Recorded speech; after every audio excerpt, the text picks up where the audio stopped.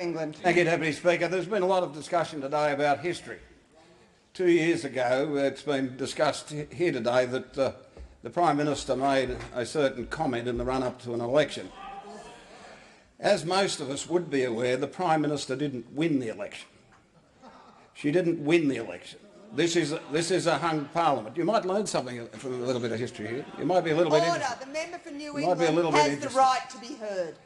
As the Leader of the Opposition would know very well, as the Prime Minister would know very well, and the Deputy Prime Minister for that matter would know, the decision to do something about climate change, whether it be through an emissions trading scheme or a carbon pricing arrangement, but to put a price on carbon, was a condition of the formation of government. Now, the Leader of the Opposition knows that very well, because on a number of occasions he actually begged for the job. Begged for the job. You've never denied it, Tony. You've never denied it, and you won't.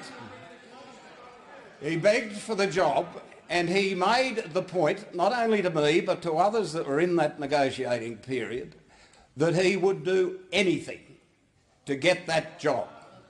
Anything to get that job. And you would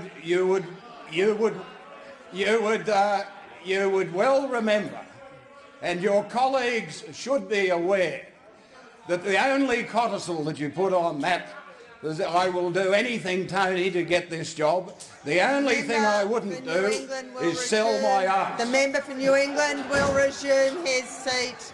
The member for New England will resume his seat. The Manager of Opposition Business on a point of order. Madam Deputy Speaker, I hesitate to take the point of order on the member for New England, but he does have to at least make some attempt the Manager of Opposition Business will resume his seat.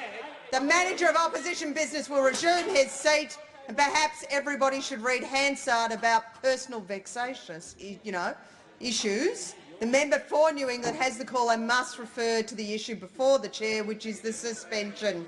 Thank you, Deputy Speaker. The Leader of the Opposition is well aware of the discussions that were held.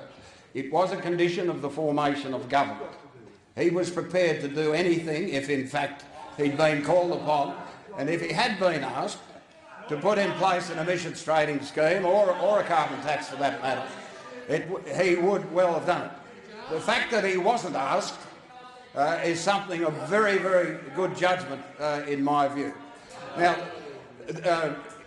in terms of the substantive issue, I support the suspension of standing orders, because I think it's a debate that we should be very proud of.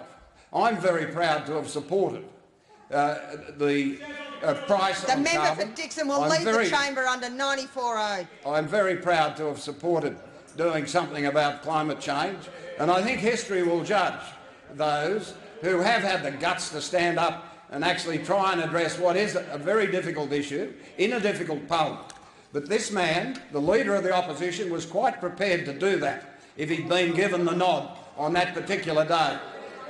I will do anything to get this job.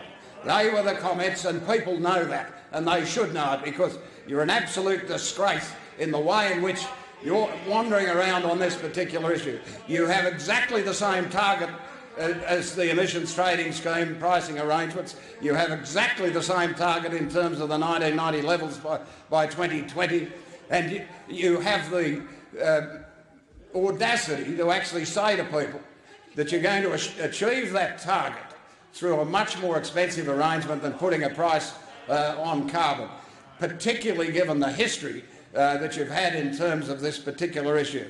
John Howard was someone that I had disagreements with from time to time, but at least he recognised that we have to do something in terms of emissions in this world. The opportunities that exist in regional Australia in terms of the pricing arrangements and the clean energy funds, etc. And I would ask the Leader of the Opposition and other members within the chamber, just look at the meat industry in the next few months. Just look at the way in which they are going to address some of these issues. And it's all very well. Come back in a few months and tell me if I'm wrong. I don't mind that. There are enormous opportunities.